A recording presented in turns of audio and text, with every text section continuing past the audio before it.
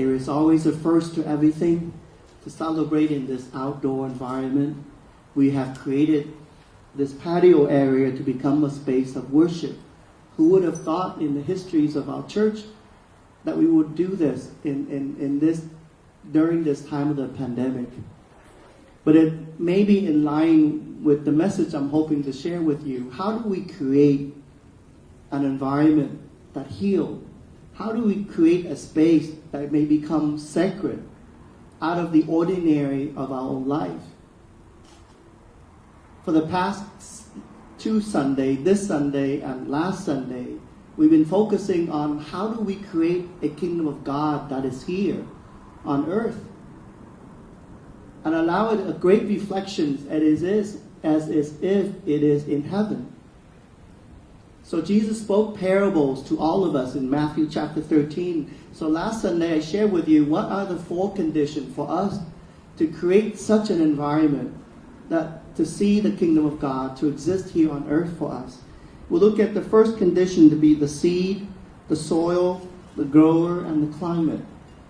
So today, continue further with that understanding of how do we create this environment. The first we come to see in the parables of the wheat and the wheat. We come to see then the exercise of our own powers. And God exercised of His own power here on this earth. The book of wisdom kind of see how important the power to cultivate, to plant, the power to allow things to grow in natures. So the exercise of power is such an important journey for us to build up a healing environment where we are and who we are during this climate of COVID-19. So here in the book of wisdom it proclaimed here the usage of power in a sense of justice, and it's proclaimed. Through you, our Master of Might, you judge with clemency, and with much lenience you govern us, for power whenever you will attends you. So we come to see how important this exercise of power toward mercy and toward leniency in the context of justice. We can become very self-righteous people and use power in a way as we come to see this parable of the wheat as well as of the weeds. So this exercise of power not only shows leniency, but also we are called to show great patience in the uses of our own powers, so that we don't act too soon, too hastefully, that can create further illnesses, further infections. And we see that in these past 2 months when we're reopening up our society. And that exercise of patience in our own uses of power, especially those in authority, is so important. The second part here in the parables of the mustard seed, as we come to proclaim here. The kingdom of heaven is like a mustard seed that a person took and sowed in the field. It is the smallest of the seed, yet when full grown is the largest of plants. It becomes a large bush, and the birds of the sky come and dwell in its branches. So the second part of us to create a healing environment is protection. How do we protect a healing environment for all of us? The mustard seed become a great parable. It become very simple. A simple and smallest of all plants, and yet every part of God's creation come to hide under it and find its shades. This little mass is so simple, very small, compared to the entire part of your body, and yet it also provides great protections.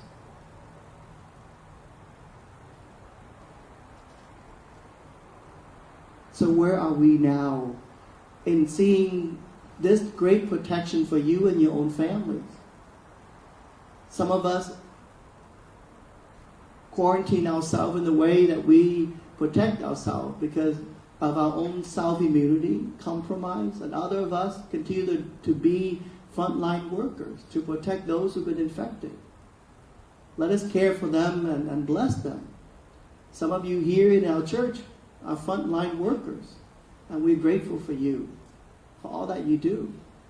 So the third parables here, Jesus proclaimed, the kingdom of heaven is like yeast that a woman took and mixed with 3 measures of wheat flour until the whole batch was leavened. This yeast being fermented is such an important analogy for us to see, creating a healing environment for all of us. How do we allow fermentations of maybe love, of charities, of understanding in an environment that is closed, an environment that mother and father and children in a tighter space,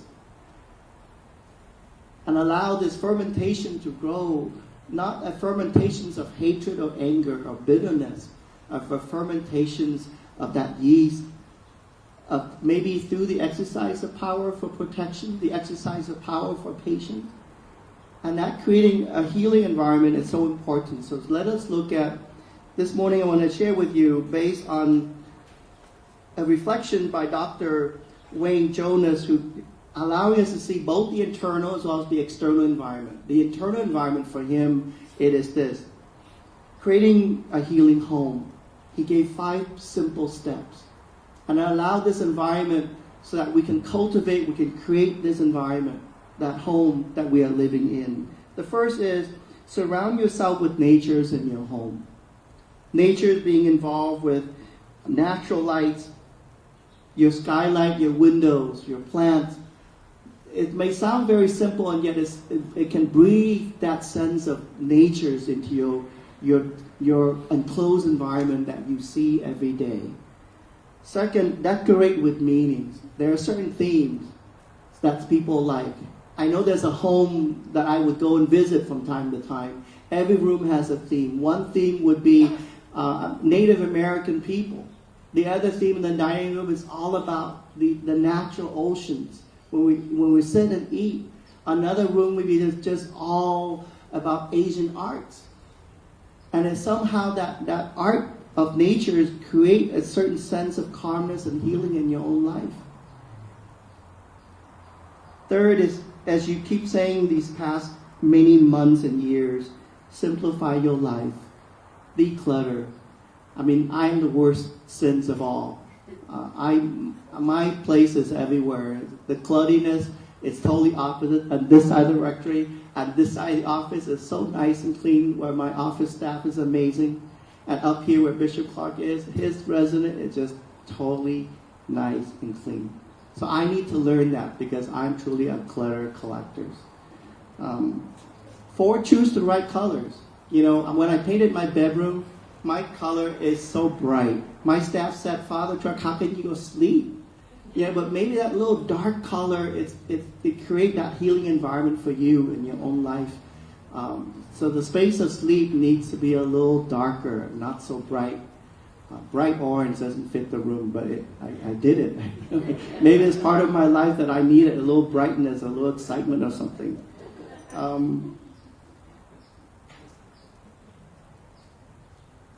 So finally, he said, create a dark, cluttered bedroom, which is I just talked about. So the environment in your room needs to coordinate certain colors. Those of us who have to visit upstairs, you know what that beautiful room looks like in each of the bedroom that it has. So he looked at the internal. Now I want to move to the external part of your environment to bring this healing. So he said there are 3: internal environment, interpersonal environment, and behavior environment. Internal environment, again, he explored that whole area, is what he calls this, the deep inner spiritual part of your journey. The emotional part, stability of your own life. And second, he explored the areas of interpersonal environment, that is your relationship with one another. How do you connect? To whom do you disconnect? I think as we get older, we need to connect certain unhealthy relationships. When we are younger, we can explore and open everybody, invite everybody in, but as we get older, in our 50s and our 60s or older, I think we really need to choose the right interpersonal relationship. Otherwise, we become an enabler to someone toxic attitudes. And we don't need that anymore. And finally, he said, behavior environment, this is made up of actions you take to prevent illness, action that improve your health, whether it's physical health, exercise, whatever that you may do, That is so important to create this healthy environment. So let's go forward this morning, kind of go back and see Jesus Christ gave us these three beautiful parables.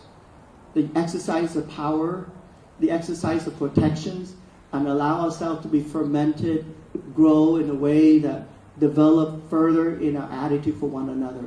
So we can create that too, but before, in the basic step that we ought to live is to see your internal environment from your home where you live and then to the external environment, ultimately to create this environment of healing.